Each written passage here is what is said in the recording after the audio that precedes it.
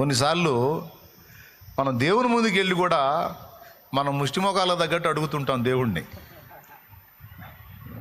అంటే మీరు అనలేదు, మళ్ళీ నన్ను కూడా కలుపుకున్నాను. ఎప్పుడు కూడా దేవుని ముందు పోయి కూడా మనం ముష్టిమోకాల తగ్గట్టు అడుగుతూ ఉంటాం. కాదు, దేవుడు సర్వభూమికి రాజు. రాజు దగ్గరికి పోయినప్పుడు రాజు రేంజ్లో అడగటం నేర్చుకుందాం. దేవునికి స్తోత్రం కలుగునుగాక. ఏమండి, రాజు దగ్గరకు పోయి 10 రూపాయలు అడిగామనుకో, వీడెవడరా నేను రాజునని తెలిసి కూడా నన్ను 10 రూపాయలు అడుగుతున్నాడు అనేది ఒక రకంగా చెప్పాలంటే రాజు అవమానం ఫీల్ అవుతాడు. అట్లా కాదు అడగాల్సింది.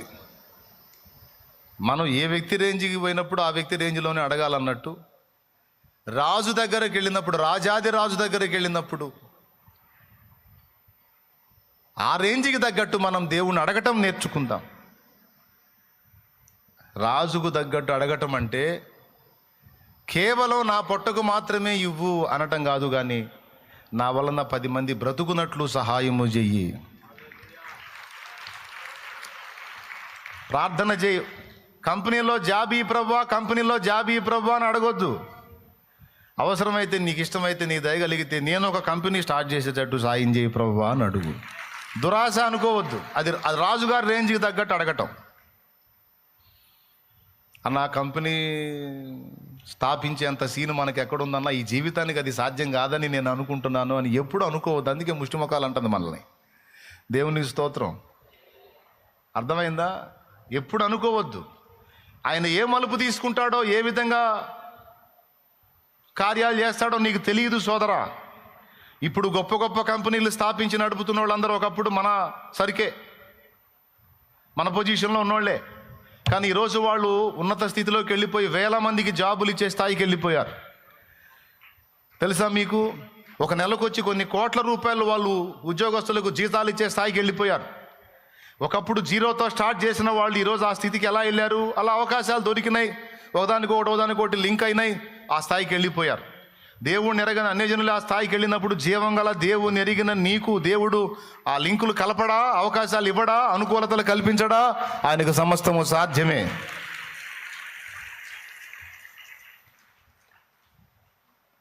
డౌటే లేదు అందులో. రాజాది రాజు ముందుకెళ్ళినప్పుడు ఆయన రేంజ్లో నువ్వు అడుగు. అరే ఏందిరా నీకంత దురాశ అని అడగడు, నిన్ను ప్రశ్నించడు. ఎందుకంటే నీ ఇంటెన్షన్ ఏందో చూస్తాడు ఆయన. నువ్వు లోపల ఏమనుకుంటున్నావో, నీ లోపలే ఆలోచనలు ఏంటో, ఏ ఉద్దేశంతో నువ్వు అడుగుతున్నావో చూస్తాడు ఆయన.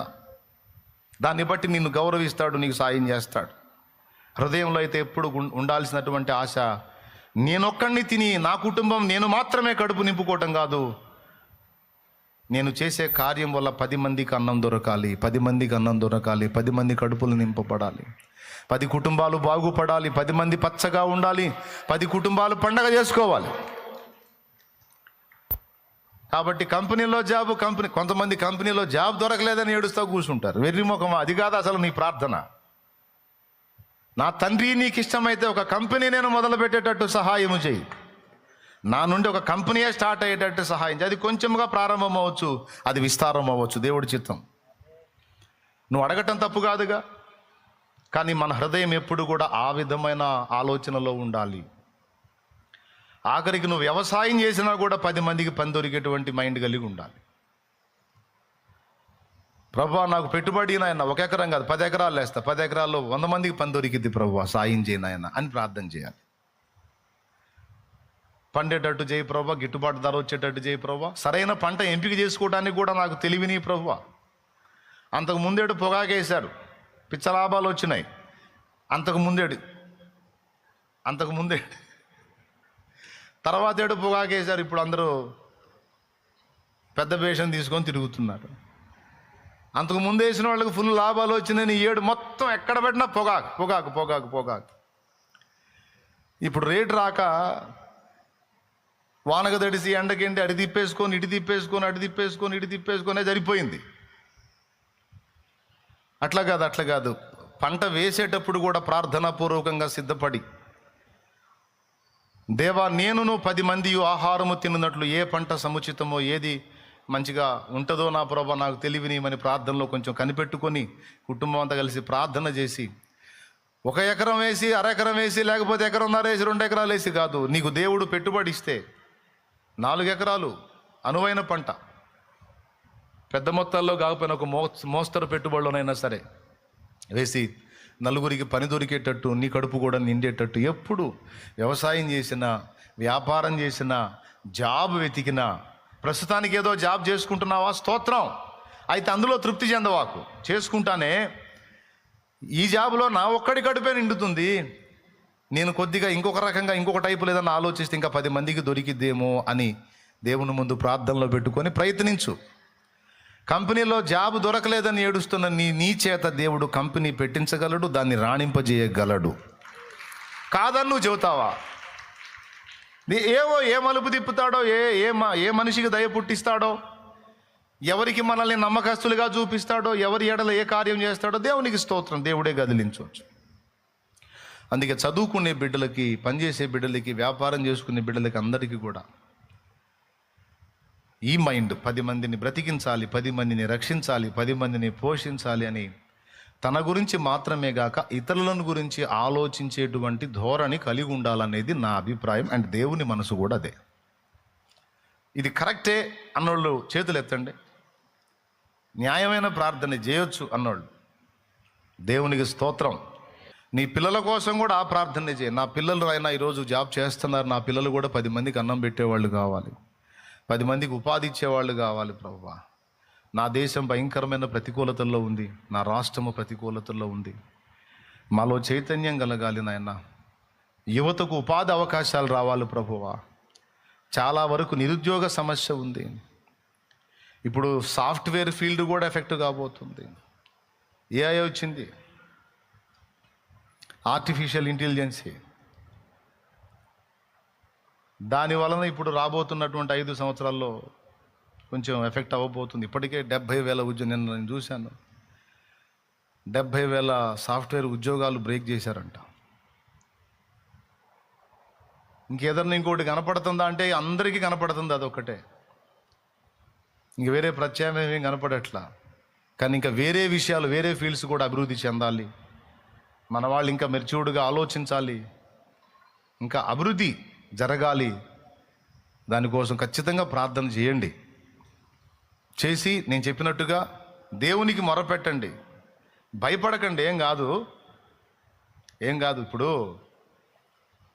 ఏమో 5 ఏళ్లలో ఇంకో మలుపు దేవుడు తిప్పొచ్చు,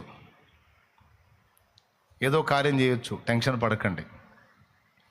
టోటల్గా మీ అందరికీ చెప్పొచ్చేది ఏంటంటే, మనందరి హృదయాలలో నేను 10 మందికి పని కల్పించే విధంగా తయారు కావాలనే ధోరణి అయితే మంచిది.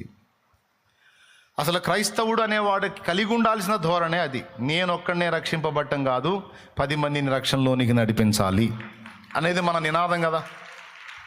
నేనొక్కడిని నా నిత్య జీవానికి వెళ్ళటం కాదు, నేనొక్కడిని నరకం తప్పించుకోవటం కాదు, 10 మందిని తప్పించాలి, 10 మందిని నిత్య జీవానికి చేర్చాలి అనేది కదా మన భారం.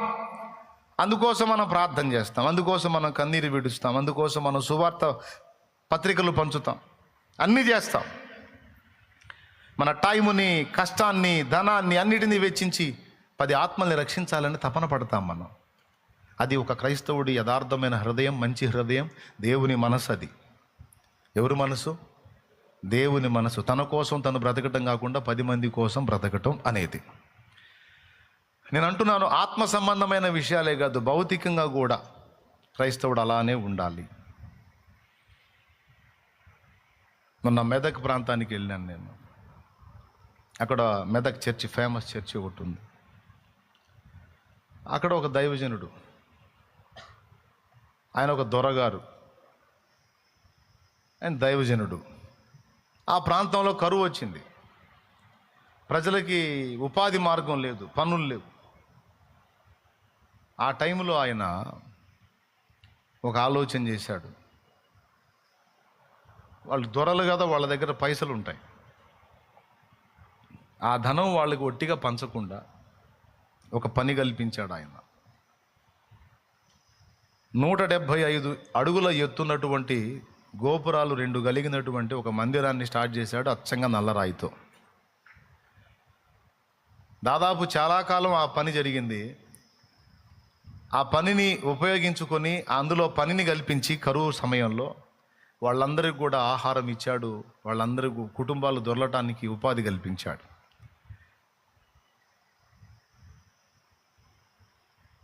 అంటే అటు ఆధ్యాత్మికం కట్టాడు, వెళ్ళిపోయాడు. అది ఈరోజు తెలంగాణలో అతిపెద్ద ఎత్తైనటువంటి చర్చ్ అది. విచిత్రం ఏంటంటే పోతే అక్కడంతా కూడా తెలంగాణ బిడ్డలంతా ఆ తెలంగాణ భాష మాట్లాడేటువంటి ఆ విధమైన తెలుగు మాట్లాడే వాళ్ళందరూ అక్కడ ఫుల్ ఉన్నారు. అబ్బా మంచి పని చేశాడు, దేవునికి స్తోత్రం అనిపించింది. మందిరం కట్టాడు, యేసు ప్రభుని గురించి అక్కడ ప్రస్తావించాడు, దైవజనులను పెట్టాడు, వెళ్ళిపోయాడు. ఇప్పుడు అక్కడ వాళ్ళందరికీ అదొక క్షేత్రంలాగా మారిపోయింది. ఆనాడు ఉపాధి ఇచ్చింది, ఈనాడు కూడా అనేక మంది ఆధ్యాత్మిక ఆకలి తీర్చేటువంటి ఇదిగా మారిపోయింది. అంటే భౌతికంగాను ఆధ్యాత్మికంగాను కూడా క్రైస్తవుడు ఆలోచించాలి అనేది ముందు మాటగా మీకు అందిస్తున్న బిడ్డలారా, దేవునికి స్తోత్రం. రాజు దగ్గరికి వెళ్ళేటప్పుడు ఆయనకు తగ్గట్టుగా అడగాలి, మనకు తగ్గట్టు అడగకూడదు. ఆయనకు తగ్గట్టు అడగాలి. మీరు చెప్పండి, మళ్ళీ చెప్పండి. ఎవరికి తగ్గట్టు అడగాలి? ఆయనకు తగ్గట్టు అడగాలి. ఒక గిన్నె బంగారు కాసులు అడిగామనుకో సరిపోయింది. ఒక కాశీ మహారాజా అంటే ఒరే నీ కాసు, దీనికోసం ఇంత కష్టాలు పడి నా దాకా వచ్చావా ఏంట్రా అంటాడు. కాదు మహారాజు దగ్గరకు పోయినప్పుడు మహారాజు రేంజ్కి తగ్గట్టు ఒక కాసు ఏంది, ఒక గిన్నెడు కాసులని ఇస్తాడు. ఎందుకంటే ఆడ బండెడు కాసులు ఉంటాయి కాబట్టి. దేవునికి స్తోత్రం. కాబట్టి మన దేవుడు శ్రీమంతుడు, అద్వితీయుడు, శ్రీమంతుడు ఆయన. మన దేవుడు శ్రీమంతుడు కనుక ఆయన ముందుకు వచ్చి మోకాళ్ళు ఉన్నప్పుడు ఆయన రేంజ్లో అడగటం నేర్చుకోండి. ఏదైనా సరే నేనైతే భారీగానే అడుగుతా. ఎప్పుడు కూడా నేను నా రేంజ్లో ఎప్పుడు అడగలే, ఆయన రేంజ్లో అడిగా. అండ్ ఆయన రేంజ్లో ఇచ్చాడు కూడా, చాలా వరకు పొందాను కూడా. మళ్ళీ అడుగుతున్నా, ఫ్రెష్గా మళ్ళీ అడుగుతున్నా. మళ్ళీ ఆయన రేంజ్లో ఇంకా చేయాలి, నీ కొరకు గొప్ప కార్యాలు సాధించాలి, ప్రజలకు ఇంకా దీవెనకరంగా నా బ్రతుకు మారిపోవాలి ప్రభువా అని నేను ఆయన రేంజ్లో మళ్ళీ అడగటం మొదలుపెట్టా. అడుగుతానే ఉంటా, ఇంకా చేయటానికి దేవుడు కృపనిస్తాడు, ఇంకా చేస్తా. తండ్రి సన్నిధి పరిచర్యలో 2 విధములుగా దేవుడు కార్యం చేస్తూ ఉన్నాడు. ప్రజలు భౌతికంగా దీవించబడటానికి, ఆధ్యాత్మికంగా బలాభివృద్ధి పొందడానికి 2 కార్యాలు కూడా నా దేవుడు చేస్తూ ఉన్నాడు. ఆయనకేం మహిమ.